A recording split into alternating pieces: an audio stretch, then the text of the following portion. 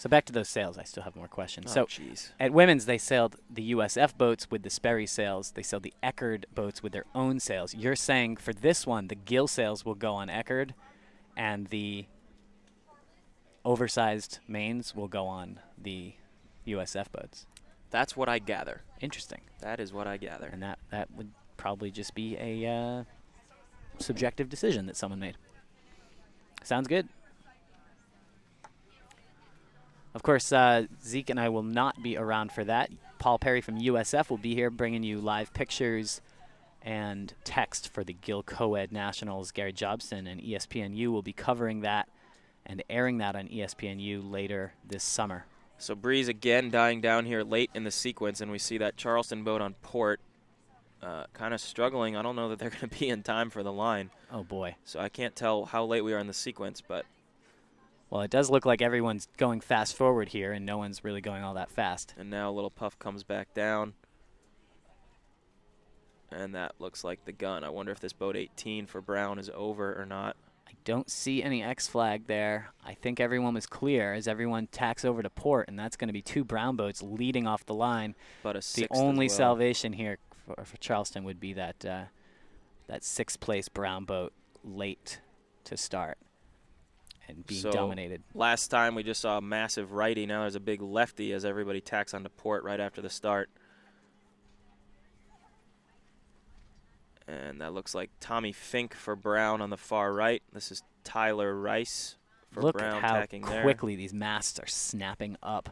Really great boat handling there. Challenge just to keep flow over the foils coming out of these tacks, but they are doing it and accelerating and legally, because you can imagine all of these umpires are looking at that, watching to make sure they don't fan back and forth. That would still be a breach of Rule 42. And look at Colin Smith, as you say, some awesome boat handling there, although that one not so good. That last Brown boat seems to immediately have picked up an ace or 2.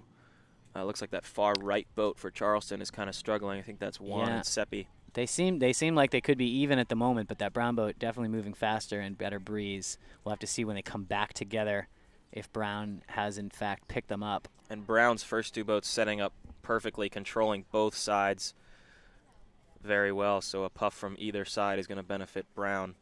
So the rumor around the boat park is that Charleston must win this or else they're out, but that's not exactly what the way That's we're not seeing how I it. see it. The way I see it, it's all going to come down to the next race between Brown and Georgetown as well, because if Charleston loses this race, they will still be sitting on 2 wins, which Georgetown is also currently sitting on.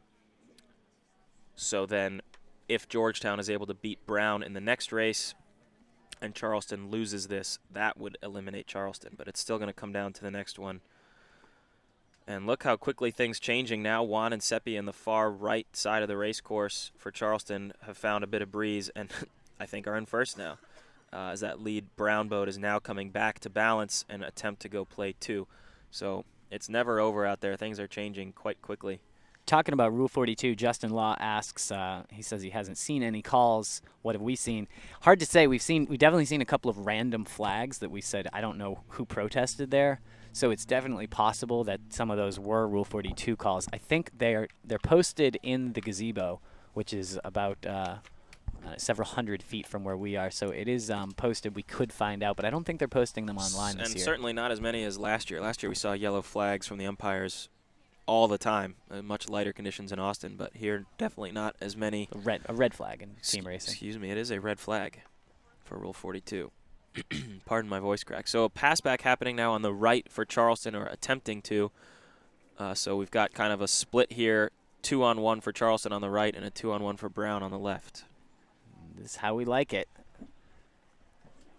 Is the wind going to fill for one threesome before it fills to the other? Certainly is one looks like threesome going to have better execution? Looks like the right side's got the breeze. Currently the left side floating and even going backwards. Right side's raging in some breeze. So that's going to benefit Charleston for sure. And Brown's going to try to jibe out here, but they can't quite get it. They do a quick dip. And a great job by, I think this is Charleston stays right with them. I think this is Ben's. Oh, that's actually Mac Mace. So good boat to boat for Charleston, who prevented that jibe out by Tyler here on the left. And now they're laying the mark. They sure are. And if this pass back can get executed on the right for Charleston, they could be looking at a 1-2-5. But Mace releasing there on the left. Still playing forward, which is probably the right call as things are changing so quickly here. Yeah, these wind shifts are putting one side ahead of the other by almost a quarter of a leg. And now the left gets their breeze filled in, so I really have no idea how this cross is going to happen between these three, but I got to think the right pair or right threesome is ahead. That's a lead boat for Charleston in yellow, tacking at the mark now. And stopping, that's Juan Magley and Seppi McAdams. In first, here comes Ben Spector and Allie Blumenthal. Are they in second? Oh, no, unless there's going to be a call there. So a 1-3 for Charleston, and Brown quickly getting to work, trying to make a pass back. That's Tommy Fink in second, Colin Smith in fourth, and Mac Mace. Corey DeColobus tacking now, trying to get around the mark in the 5. So we'll see who can execute this. Looks like Brown's doing a great job there on Spector, and now looking at a 2-3-6 for Brown. So another 2-3-6, 1-4-5. I think Big Mac is happy to be there in the 5 he loves, just like Cam Coleman being that guy doing the gapping in a play 4. So let's see how it plays out. There's Spector tacking to get out of a pin as Brown's doing a great job condensing this race. And now Mace putting on the brakes, trying to get this 1-4-5 gap.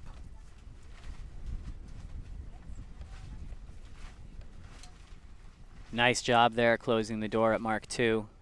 Yep, that's a pretty good gap for this downwind, but thinking back to how that upwind leg just went, everybody needs to be on their toes, looking for the breeze. Yep, and Spector now trying to help his teammates, pushing here high on starboard, and look for Mac and Corey to go back and try to gap this thing out even further.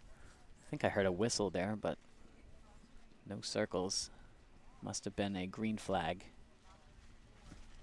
So here we got Mace going to work on Tyler Rice, and so Mac has a protest here. Thinks Tyler tried to jibe on his starboard too quickly, and Mac protests. So this is going to be a big call.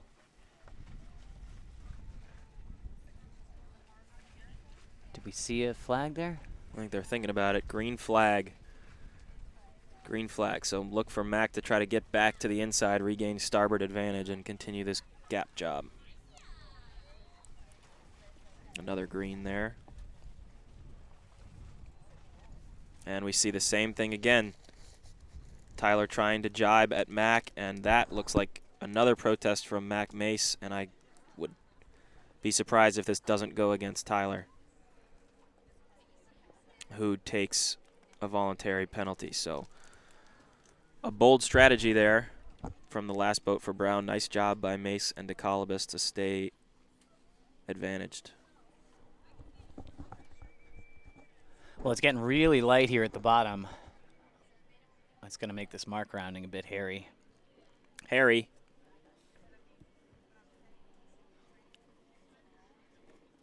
Still, though, with that nice gap, Charleston's looking pretty good as they approach Mark 3. Charleston loves play 4, Chris. Would that be their specialty? It's the specialty, yeah.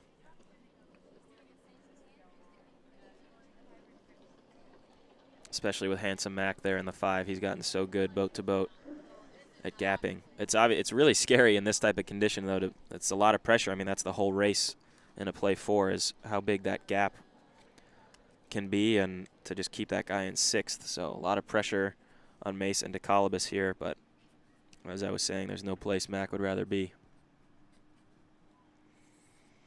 Spector doing a nice job there, breaking an overlap, continuing to push this thing forward. And we've seen Brown time and time again at this event execute this 2-3-6 into a play 2 combination. So they're certainly well versed at it. Yeah, and in this breeze, they can take their time around this mark. Charleston's going to have to be pushing. And now we see Magley getting involved. Oh, the race is really compressing here. Let's get in tight and see those boat-to-boat interactions. Spector staying to the outside and pushing. Magley trapping here, and Brown's going for the rodeo maneuver there. Did Brown get around there, or are we going to have a protest?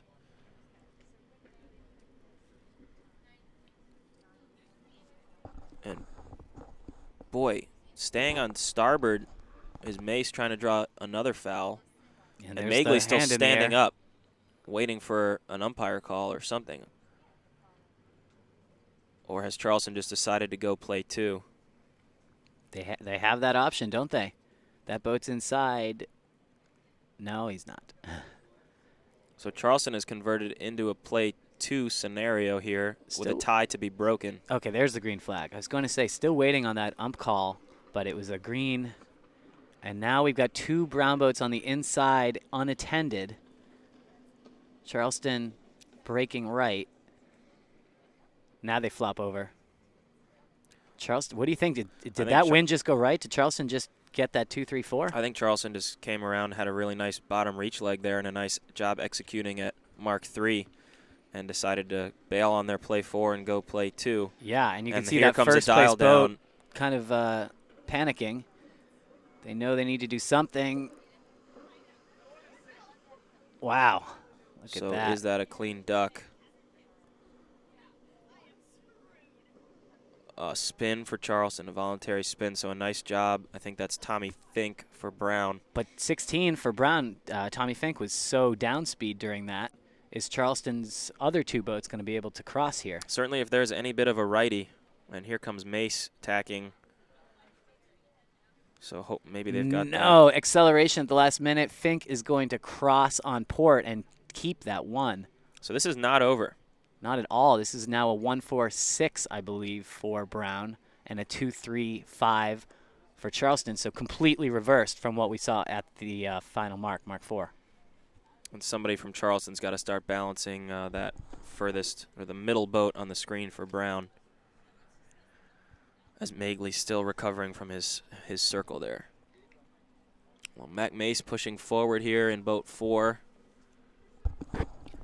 Do they have a pin on that right side? Spectre putting in a lee bow. How close are they? That's what we can't tell, is how much is he affecting that boat? So there with Mac tacking out there, going with 17 on the right, they are certainly committed to play 2, at least at this point in time. Getting into the zone coverage, Mace will go be the right. And Brown comes out of that double, well, not double tack, but 2 tacks in a row there. Pretty down speed. They were dealing with some powerboat chop. It's awfully close here.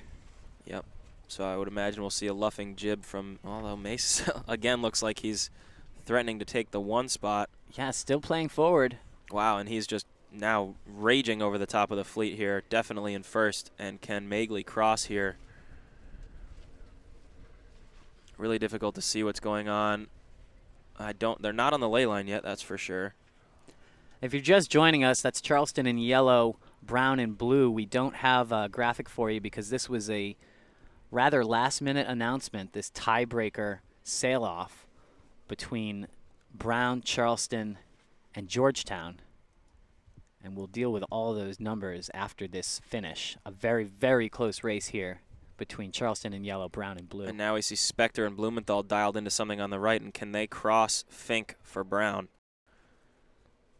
Yes. Yep, big time. So Charleston looking better and better as they come up this beat. But I'm thinking Charleston's got a 6, and I can't tell that furthest right Brown boat. I can't tell where they're going to cross. So there's the finish line. They are getting pretty close. And looks like Charleston is thinking play 1 with Mace and Spectre. Mac just going back to balance boat 17. And here comes Spectre. Looks like he's going to try and duck. And here's the dial down. He's going to be ducking. So a protest I thought I just saw. Let's get in close to those top 4 boats. That's where the action is. And now a furious try to balance. Mace has Magley has grabbed a pair, green flag, and it looks like Juan is going to be ending up finishing in the top 3 here. So from Mac's right over going the to hang top. on. That's a 1-2. It's a 1-2 for Charleston.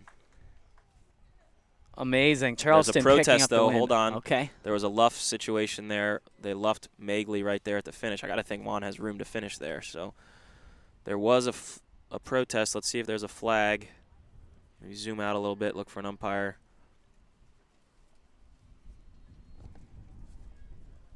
Red flag, red flag. On the right of the screen, you can see it. I don't know who they're pointing to yet. It looks like Magley is going back to spin a circle. And now Magley was the boat that finished second. Yep. So where did Spector finish? I thought he was in the back.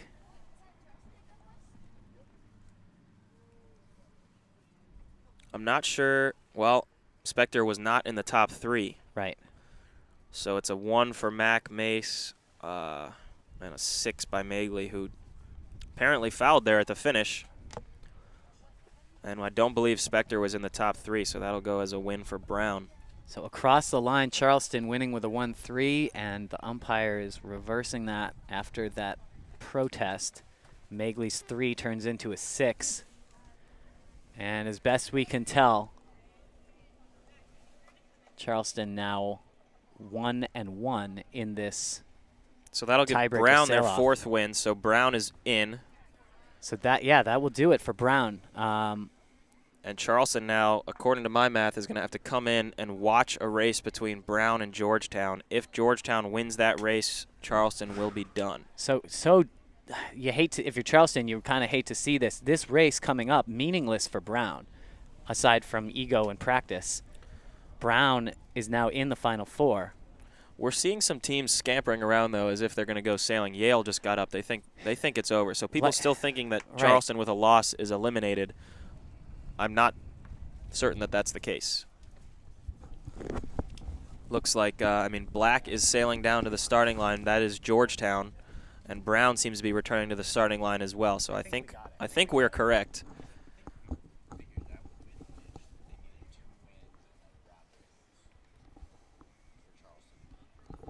Yeah, but we're now tied, so we gotta have this next one. So again, on wins in the series between Brown, Georgetown, and Charleston, Brown picked up their 4th win, guaranteeing them a spot in the Final Four.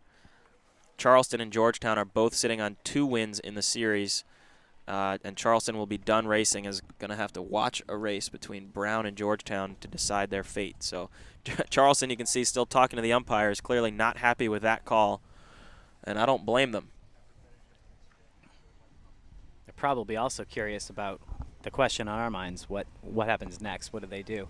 It seems like, all those Brown and Georgetown are going back to the starting line. Now, can I be really cynical for a minute? Please. All right, let's say you're Brown in this situation. Like I said, this race coming up is meaningless for them. They've got 4 wins. Neither of the other teams are going to get 4 wins. But in the overall standings, they're 13-7, which means the only way for them to win a national championship is to sail the Final Four. If you're Brown undefeated. Undefeated. If you're Brown here, do you throw the race? Well, that is a question, isn't it, Chris? Do you throw the race? If you throw the race and let Georgetown get around the course as fast as possible, you can head right into shore and get into the Final Four. If you race a meaningless race and you win, now you've got a tiebreaker situation that has to be, it's probably resolved on paper, not on the water, but still, you're prolonging this whole process. You're prolonging the process, but also I think the more interesting question is, who would Brown rather race in the Final Four? That's the other question. If Brown does not want to see Charleston in the Final Four, then they're going to try and. That's the other question I was going to ask. Who would they rather face? And that's a question for Brown themselves. I think they would know. I think at the end of the day, in our Corinthian sport here, every team is going to go out and try to win the race as best they can to keep everything fair. I think that's right. I don't think Brown is going to. I don't think anybody's that going the to throw a race. stakes are high enough for such a thing. Right, and I think Brown knows that they owe it to the regatta to sail their hardest here and try to come away with a win. Yeah. So, and in general, momentum's so important. You come off of a hard-fought race with a win, that's a great way to start off the Final Four, whether that race means anything or not. Yeah, I think Corinthian spirit is right, and Brown's certainly not known for anything but that kind of sportsmanship. Hey, happy Memorial Day. Happy Memorial Day. Everybody out there. Hope everyone is enjoying themselves, whether they're sitting at home watching us or taking us out sailing. It's a beautiful day in St. Petersburg. A lot of fans here, parents, sailors, coaches, hanging out on the lawn as Charleston comes into the beach. And that's just the worst feeling. But not dead yet. 1 minute left to go. Let's return to that starting line.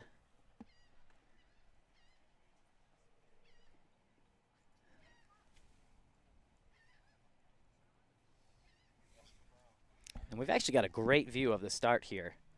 This is one thing we were lacking yesterday, as it was tucked way down in the corner. So let's see if we can't zoom in anymore on these. Let's see 6 some of boats. this preparation.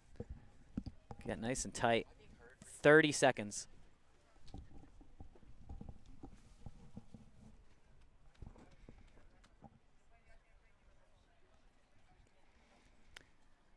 "15 seconds left now as the boats circle around."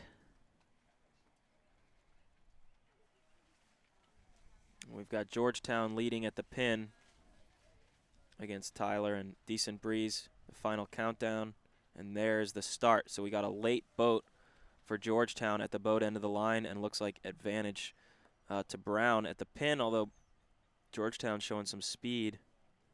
But it looks like Tyler Rice for Brown is able to just keep his bow up.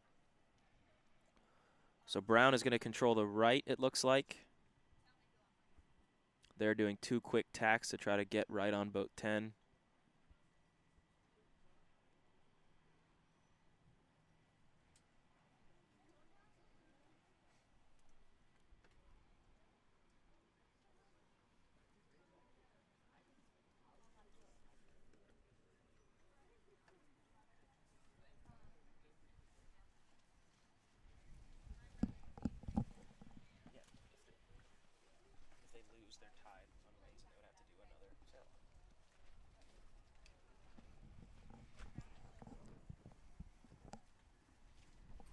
Brown tacking back.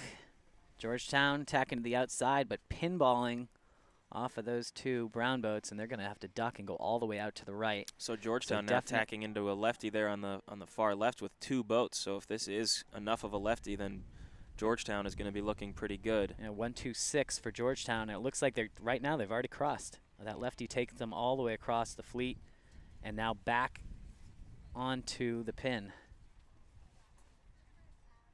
Boy, you can see the variation in the dark water. A puff rolling right through the middle of the course. 2 boats fully hiked in the middle.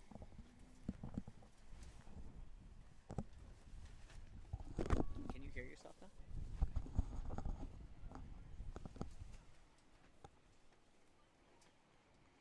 And this lefty seems to be staying in, at least for some time. So it's kind of a tough call. This furthest left Georgetown boat, boat 12, has to decide whether or not they want to sail those headers.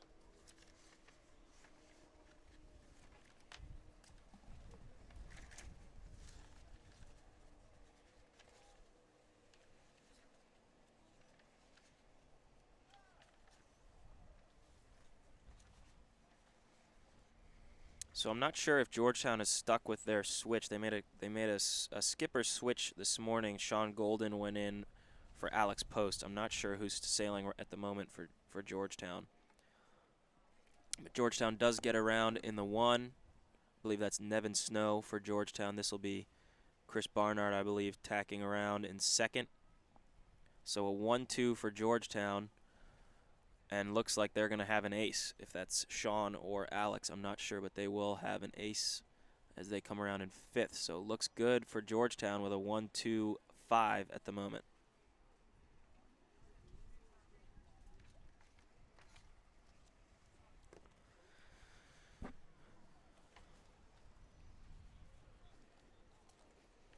So Charleston waiting patiently on the beach, hoping that Georgetown cannot hold on to this win.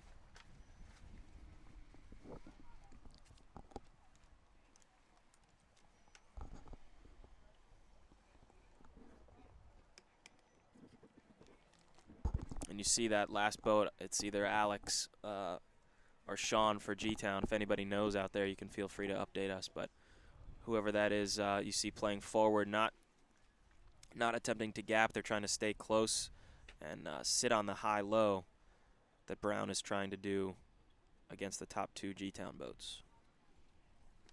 Getting real light out there. And choppy. And choppy. This is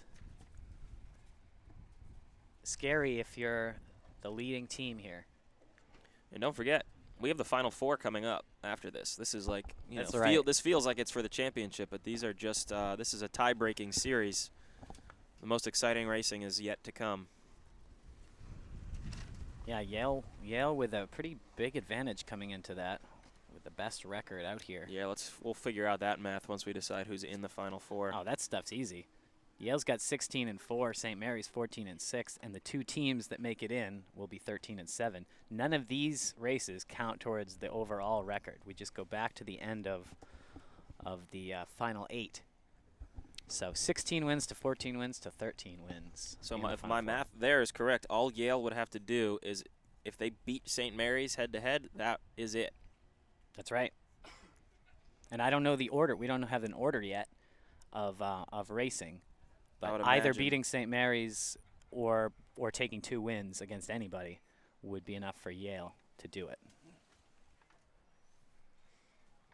We'll worry about that in a little bit as we're going downwind here. G-Town versus Brown.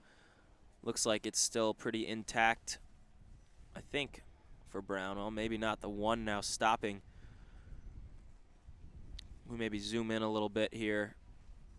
Yeah, big breeze coming down the left side of the course looking upwind, and that's going to get things unbalanced here. And I think, ooh, almost enough for a 1-2, but I don't. Is he still on the hook? Well, there's the help. The 1 doing a great job here for Georgetown.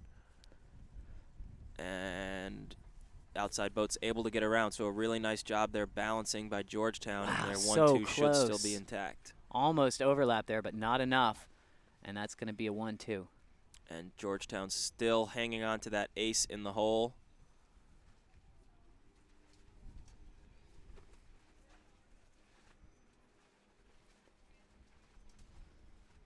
Around to mark 4. Is that first Brown boat squeaking ahead, though? Did they get high and be able to roll over? It looks like maybe they did. So it might actually be a 1-3 now for Georgetown. They're going to have room at the mark.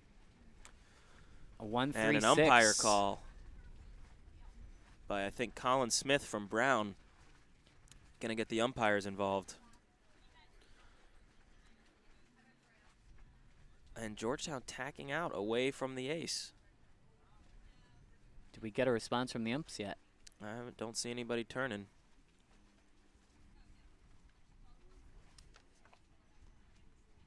I think we're about to see a call. Maybe there was no protest. Okay. Maybe he was just stretching. It's possible. Either way, who was just the 5 for Georgetown here, I believe that's either Sean or Alex, tacked out immediately, sailed into a lefty, and they may now be play 1 with a roll reversal here. Boat 11 is actually should be Chris Barnard with Hillary Kenyon for Georgetown. And man, is this shaping up nicely for Georgetown, it looks. Barnard, of course, the College Sailor of the Year last year after his performance at Co-Ed Nationals. Georgetown last year, you remember, was disappointed not making the Final Four. This would certainly be a nice end of the round for them if they could get in this year.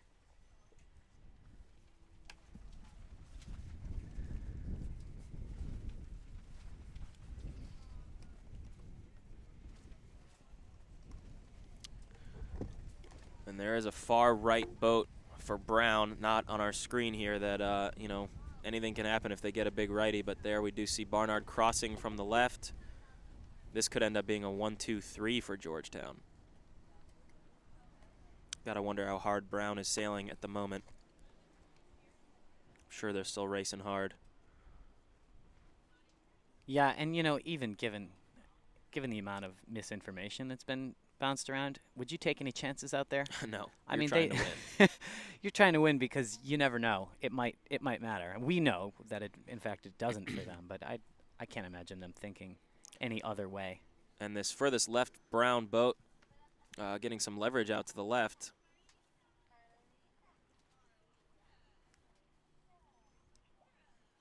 And not a 1-2-3, at least at the moment. But certainly still trying to do a play one. And now we see this huge separation as this foursome on the left gets far away from those two boats out on the right.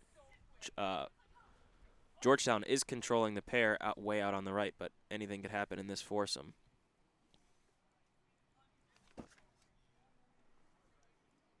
As we see Barnard leading both boats back now from the left. Yikes, the wind coming in from the left there. Yep, and looks like that foursome might, still can't tell who's going to cross.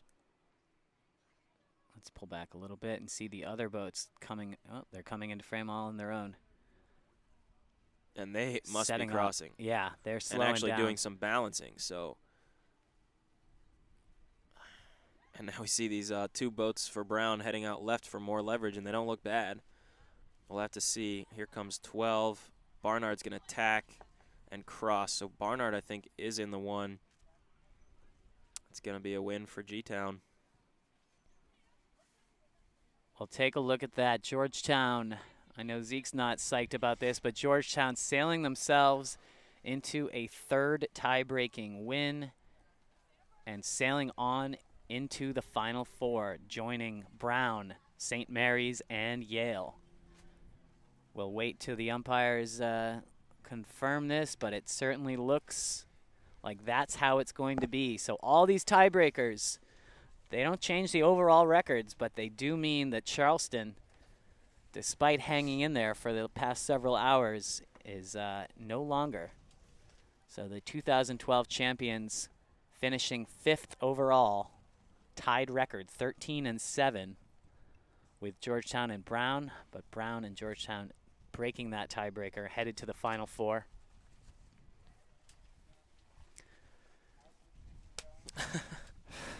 I'm sad. I know, man. I'm sad. That was a tough one. It was a tough one. And the toughest part is watching not Charleston at the end, but two other teams, and that's the way it is tough. Tough break go. for Charleston, but that's how it goes. So much in your hands, in your own hands, controlling your own destiny at this regatta. But sometimes it's out of your control, and Georgetown does a great job getting the last spot, getting the win, fair and square over Brown. So the Hoyas now ranked 3rd. Brown and Georgetown still tied 3rd overall at 13-7. St. Mary's has one more win than those guys at 14-6. Yale has 16 wins, and Yale has got to be getting themselves psyched up here. They've been sitting, watching. None of that racing really mattered to them. Either way, they're facing some great teams with the same record. And actually, we can spy on them here. We've got our crowd cam, or did that go down again? No, I think we've got it. Our crowd cam as Yale prepares for this next race. They've got to wait for the boats to come in. They've got to wait for rotations to be printed if they're not printed already, so they know who to race and what order. And we need to do the same. So, hope you enjoyed that tiebreaker round, but